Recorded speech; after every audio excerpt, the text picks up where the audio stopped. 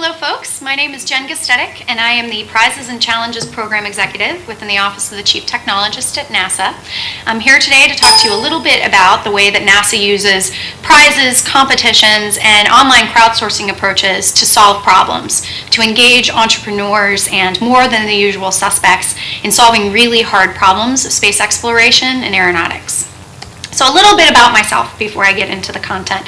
I like to describe my personal happy place at the intersection of three major content areas: innovation, technology policy, and public-private partnership.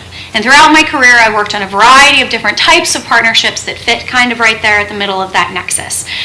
Today, I happen to be working with NASA on prizes as a way to drive technology innovation through non-traditional public-private partnerships. Specifically, what's important about understanding this happy place, which is my happy place, is that it's not everyone's happy place within an organization. Oftentimes, people are used to one or a few different ways of problem solving, whether that be through contracts or grants or public-private partnerships. There are particular ways that they know how to work with other folks and get problem solving done.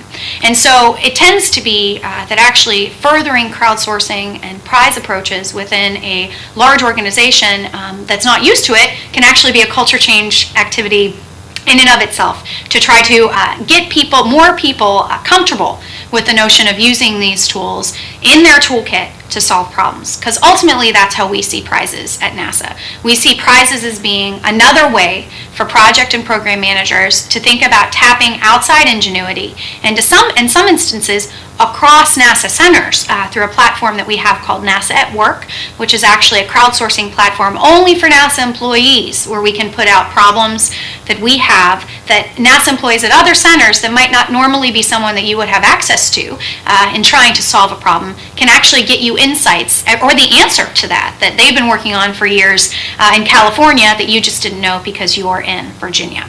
And so at NASA, we really see crowdsourcing and prizes as just another tool in the toolkit for innovators in trying to solve the hard problems that they're faced with every day. So a large part of my job is actually trying to make my happy place part of what is comfortable and happy for other folks as well that are consistently seeking to solve hard problems in their job at NASA.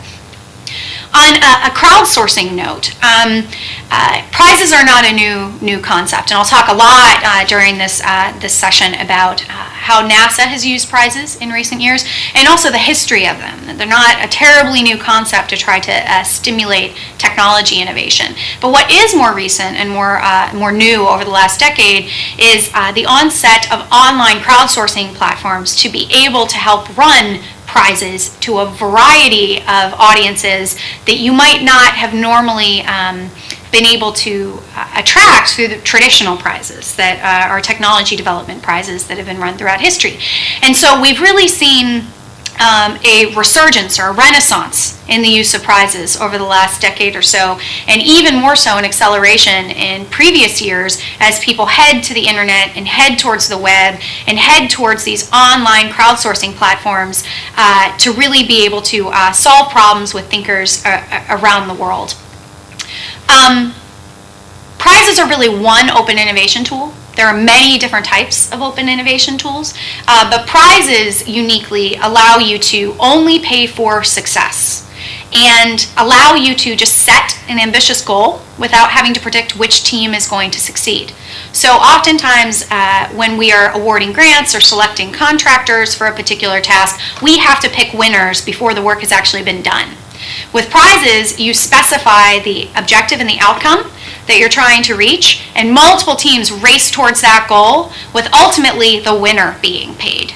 So you pay for the results at the end, for the performance objective that you have set at the beginning, without having to pick winners based on a proposal, but really based on the work that they're actually able to produce at the end. This has actually been a tool that the Obama administration has furthered quite a bit in this administration. It's been directed to be used a lot more in the U.S. federal government in several policy documents. And in fact, a study that was done by McKinsey a few years ago, a large management consulting group, looked back over the past decade and said that not only are prizes a resurgent tool, but they have really been encountering a renaissance in previous years. We've seen funds available for large prizes almost tripling in the last decade to surpass almost in the area of $400 million. So you can see that the amount of prize dollars that are actually in the market, the availability for you to make real money and do technology innovation through prizes is accelerating significantly over recent years. And NASA has been a leader in this area.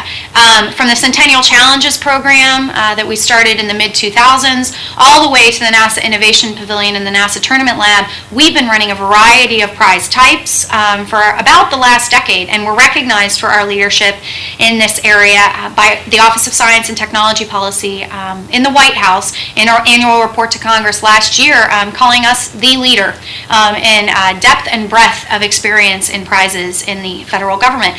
They also worked with us to stand up something called the Center of Excellence for Collaborative Innovation, COSI.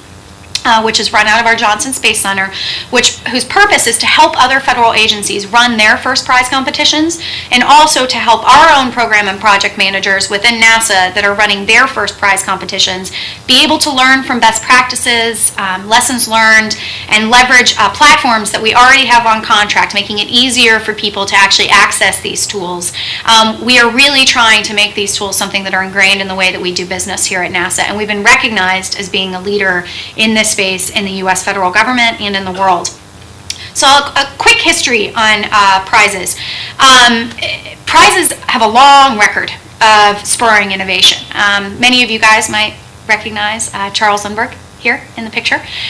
He is the first gentleman to have flown solo across the Atlantic from New York to Paris. What most people don't realize is that this activity, this quest to fly, be the first man or woman that survived flying across the Atlantic for this particular task, was incentivized by a prize. There was something called the Orteig Prize that was announced in 1919. It was $25,000. And it was for the first successful flight from New York to Paris. Many people died on this quest to actually try to accomplish this goal and to win the prize money. And in some ways, it wasn't purely about the cash. $25,000 was a lot of money, but it wasn't millions and millions of dollars worth of money. A lot of it, and I'll talk a little bit about this later, was the particular incentives that you were trying to pull on for the men and women that you knew would attempt this particular feat. And this feat, this prize, was aimed at not just demonstrating the capability of a plane to be able to do this, but to start changing paradigms about what was possible in aviation, and to start believing that transatlantic flight and that way of experiencing transportation and accessibility to the rest of the world was possible. You may also recognize Spaceship One, which is on the screen behind me. The development of this first prototype of a commercial space vehicle was actually incentivized through the Ansari X Prize, which was run in the late 90s to the early 2000s. They're actually, I think there was an announcement by Richard Branson just today where they are going to try to start some of their initial actual commercial flights around Christmas of this year on Spaceship Two, which is an evolution of this particular technology that came out of the Ansari X Prize. The Ansari X Prize was run by an organization called the X Prize Foundation and was inspired by the Orteig Prize. Just as the Orteig Prize tried to break down paradigms about what was possible in commercial airline flights, this was trying to break down paradigms and change ways of thinking in what was possible for commercial space flight and for space tourism. So is it possible for someone other than government to demonstrate a technology that can actually take people to the boundaries of Earth space and show that you can do it in a sustainable and safe way? And that's exactly what the Ansari X Prize did. For a $10 million prize, it was the Spaceship One team that was able to demonstrate 2 flights within, I believe, a 2-week period, and they walked away with $10 million after having invested nearly $100 million of their own in order to develop this technology, this space flight system. So in other ways, prizes show the ability to get significant leverage on technology development activities as well. So for a $10 million prize purse, nearly 10x of that was actually invested in the technology. So it wasn't paying per hour $100 million for the development of the technology. It was paying only after the performance of that technology had been demonstrated, and it was partially to show that that there was a commercial aftermarket for this activity as well. Folks didn't do it just to expend a bunch of their personal capital on it. They did it because they gave them a stage, an international stage, to demonstrate their ability to do this, and also start to work towards the aftermarket and the commercial applications of this technology. So now I'll talk a little bit about a few NASA examples. With a few of the examples of prizes that we ran in pilots in the 2008-2009 timeframe really show some of the benefits that you can achieve through prizes specifically as a tool. What you see on the screen now is a solar flare, an image of a solar flare that was taken with one of our telescopes. We have, as you may or may not know, there are these things called solar proton events that happen where the energy spurts off, or the sun spurts off a lot of energy, and it can come in our direction or not. When it does come in our direction, you see things like the northern lights. Really beautiful plays with kind of the sun's radiation in our own magnetosphere. But these also pose problems for astronauts in space on the ISS when they're not as protected to radiation as we are here on Earth due to our atmosphere. And so we decided to ask the question through a challenge on the NASA Innovation Pavillion, which is based on the Incentive platform, to solvers around the world to ask them how might we better predict solar flares in advance before they happen so we can take actions to protect our astronauts while in space from those solar radiation events. Long story short, nearly 500 people from dozens of countries participated in this particular ideation exercise, and the gentleman that ended up winning was Bruce Cragen, who was a retired radio frequency engineer from New Hampshire. He just moved to New Hampshire to retire to be with his family. He was watching a lot of TV, playing with his cats, and decided he still wanted to use his brain. And so he went online to Incentive and said, you know, I actually in a former life worked in this similar area, and I'm going to apply some of my knowledge to this particular problem. He came up with an algorithm that predicted solar flares 8 hours in advance with an 85% accuracy, which beat the state of the art. And so this shows you, and it was $20,000 prize. This shows you how you are able to tap into expertise that you don't normally get to tap into through other mechanisms. There would have been no other way for Bruce to be able to come and work with us and actually get a solution where he was paid for the result. We surveyed the folks that participated in these 8 pilots in 2008, and 85% of the folks that participated in that particular set of challenges said that they'd never seen a NASA RFP nor thought that they'd ever have an opportunity to work with NASA. Over 3,000 solvers participated in that, and that's a large degree of people that we don't normally get to tap. On that same theme, not only does it bring in new actors, but it also brings in out-of-perspective disciplines that we may not normally talk to in our normal course of doing business in NASA astrobiology or in aeronautical engineering. A perfect example there is a challenge that the Jet Propulsion Laboratory ran in 2009, the Mapping Dark Matter Challenge, where they were seeking a better way to find dark matter in a data set. And so they already had an algorithm, but they said, let's put it out there and see if anyone can come up with a better way of thinking about doing this. And interestingly, within a week, one of the first solutions that came in from a glaciology PhD student, and it beat the state of the art, the current state of the art that JPL was using. It had something to do with identifying edges in a image looking at a glacier. Those same techniques that were really state of the art and kind of common practice in glaciology were not being applied in the field of astrophysics that is where the folks are that are working on mapping dark matter. And so they were able to take an out of discipline perspective and common kind of state of practice and apply it to a NASA problem. There were other people that participated in this challenge that were non-traditional. Signature verification effort from Qatar, some medical students from Harvard Medical School. So you see tons of expertise coming forward that you would never think that those folks would have really any expertise necessarily to add to an astrophysics problem, when in fact their out-of-discipline perspective was very important. This is a recent example where we put out a challenge on the NASA Innovation Pavillion, again, based on the Incentive platform. The previous challenge that I mentioned, the dark matter one, was run on a platform called Kaggle. This one, the increasing the Kevlar and Vectran strap strain measurement challenge. I know, it's a very exciting title, was put out on an incentive at the end of last year in December of 2012. I believe it was open for about 4 or 5 weeks, and engineers from Langley Research Center and several other NASA centers were looking for a solution for how they measure strain on particular materials, straps and materials. So as you can see in the image, there's a lot of interest in technologies that support inflatables. So whether those be inflatables that are going to be sent up to the ISS, or inflatables that could potentially be used for a variety of other purposes in space architectures. It's a different way of building things. You're inflating material that has to resist stress and strain from a variety of angles and not break in space, not lose its integrity in space. And so testing these materials is really important. And one of the things that the engineers were having a problem with were the strain measurement technique. So there was a problem with the way that they were taking these strain measurements that they just couldn't get. They had focused on this problem, spent a lot of time on this problem for months, and said, why don't we just ask outside and see if there's a simple, elegant solution to this that's just we're not seeing for the forest for the trees for some reason at this point. So put out a challenge on an incentive. It was a $20,000 challenge on an incentive, and they just announced 2 months ago that 3 folks, two from the United States and 1 from abroad, suggested very similar methods for measuring that strain.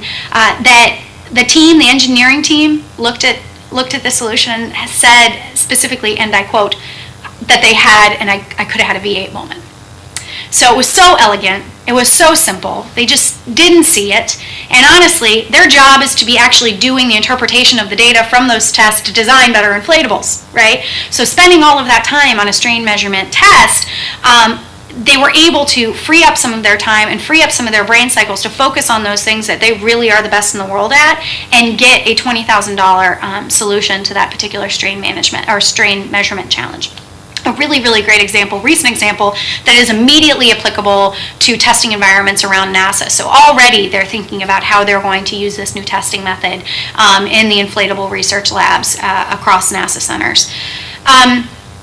A final example here is how prizes can also be used really to demonstrate cost effectiveness for the taxpayer dollar, and a lot of leverage for the amount of money that's invested from the federal side. So this image is showing a picture of the winner of the Green Flight Challenge that was run a couple years ago. It's one of NASA's Centennial Challenges, which is our flagship prize program. It's been around since the mid-2000s, and actually one of the first of its kind in government, inspired by things like the X Prize and the Orteig Prize. Again, we are all inspired by each other in this life cycle of trying to stimulate innovation in aerospace and the aeronautics industry. In this particular challenge, they were seeking to demonstrate an airplane that could fly 100 miles on the energy equivalent of a half a gallon of gas. 100 miles on the energy equivalent of a half a gallon of gas. 4-seater general aviation aircraft. 4-seater general aviation aircraft. That's super energy efficient given today's standards. And they, for a couple years, they ran this challenge where they had demonstration events where people would bring their hardware and fly it. You didn't submit a piece of paper that said, this is how I would go about doing it. You actually bought your plane and you flew it, and you had to demonstrate that you actually achieved this target, this energy efficiency target. The winner ended up actually beating that target by 2, so they flew 200 miles on the energy equivalent of a half a gallon of gas. And that was all for a prize of $1.47 million. So they end up getting awarded just shy of $1.5 million, and the total investment, the total amount invested in this particular prize competition by this competitor and other competitors, as well as the allied organization that worked with us on setting up that demonstration event and bringing in sponsors for that event, the estimated total that was leveraged was $6 million. So even at NASA, we have an example of seeing a 4x investment from outside for the prize purse that we have put up.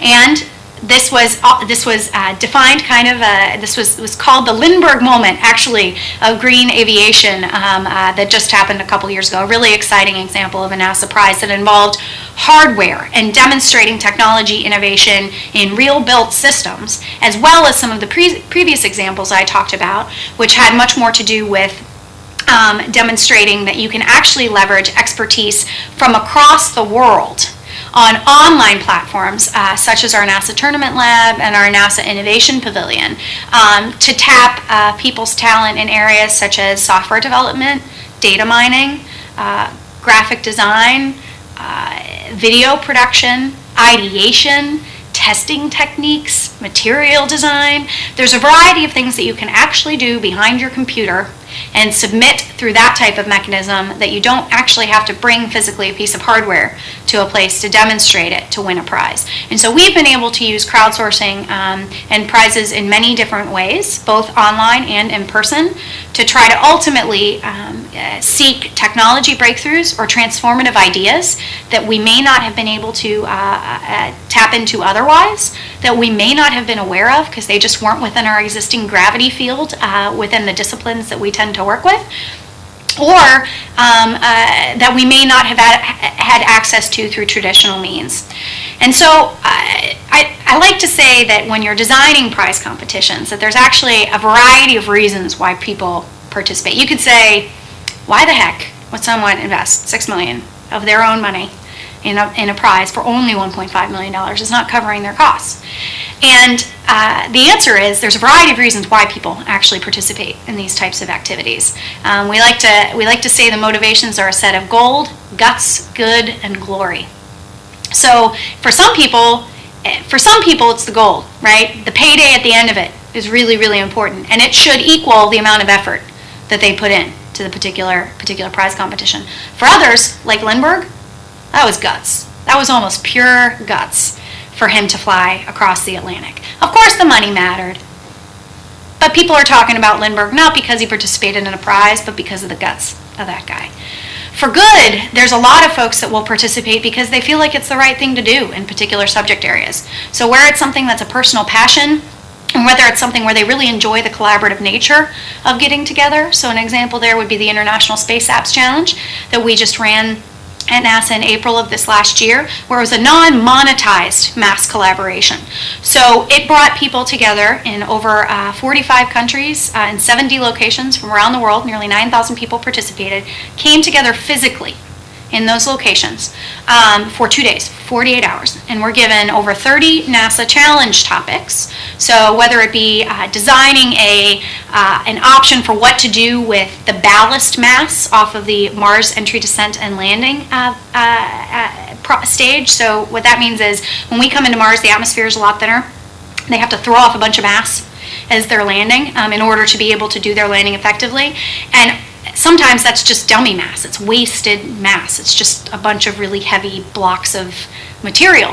What if you were able to do something really useful with that material in the descent phase? So you throw it off and it's actually a sensor that can survive and take some meaningful measurements on the way down. That's an example of one of the challenges that we posed to these people participating in the International Space Apps Challenge in April. And there were many other examples of challenges that we posted. These folks physically got together for 48 hours. They used open hardware, open software, open data, and data visualization tools to try to come up with ways that they could build physically together in teams solutions to those problems. The people that came together that weekend didn't do so for the money. There were no cash prizes. Glory, kinda. There's international winners, but it's much more about the good. They come together to think about how their effort and how their collaborative expertise can actually come up with solutions for good. And finally, the gold, guts, good, and glory piece. There's the glory, right? When you're recognized as being the winner. Oftentimes for things like the NSTAR X Prize and a lot of the X Prize efforts that go on, people participate because they get a lot of press, PR, and recognition out of participating. So it's some combination of these things that are typically the reason why people participate in prize activities and crowdsourcing activities. And it's important when you're designing a prize activity or crowdsourcing activity to actually hypothesize who your solvers might be, get to know them, and design incentives such that you think that they'll actually come to the table and play. Because you may not have to put out the big cash purse if all they really want is $1,000 in a t-shirt and some cred in the developer community. So in closing, at NASA we see prizes as a really, really valuable tool in a project and program manager's toolkit to be able to solve problems. it's really important to understand that they're not the right approach for every problem. The conditions have to be right. You have to believe that there are folks outside of discipline that might add a lot of value to that particular topic, that the incentive structure lines up, that the cost and risk sharing arrangement that's in place between you and the solvers is one that's amenable to all parties involved. So they're really not suitable for all problems, but they can be transformative for the right kind of problem. And with that, I'll thank you for taking some time to be with me today to learn a little bit more about NASA prizes, challenges, and crowdsourcing.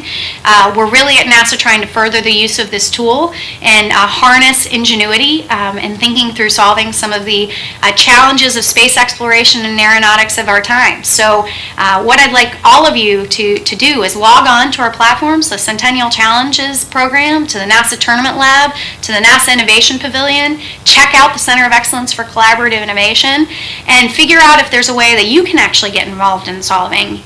In working with us on prizes, you can actually be a rocket scientist, which is super exciting, and we look forward to working with you. Thank you. Jen, thanks very much for preparing the video for Crowdsourcing Week here in Singapore. Great to have you be a part of it. My question's about how NASA chose the different platforms and what you think the strengths and weaknesses are of the different platforms for crowdsourcing. And at the conclusion, kind of a follow-on to that question, at the conclusion of your video, you mentioned that some problems aren't suitable for crowdsourcing solutions. Can you talk about some examples maybe that NASA tried that just fell flat and were examples of a problem that shouldn't be attempted to be solved with crowdsourcing? Thanks. Yeah, so I'll break that answer into two parts. The first question was about how we pick the platform that we actually run these prize competitions on. And that is much more of an art than a science, actually. A lot of what we do is look at the nature of the problem. It starts with the problem decomposition. What exactly is it that the problem that we're trying to solve? And who do we think are the solver communities that are best suited to solve that problem? And so what I mean is Topcoder tends to be a platform that has a lot of software developers, data scientists, coders. There's a very specific set of skills on that site, which is where NASA Tournament Lab is. The Incentive platform has a very different set of skills that are on that platform. You see designers, scientists, theorists, methods folks, some software and developer folks, but they tend to be much more kind of in the design and kind of scientific application area. And Kaggle has a lot of data scientists on it.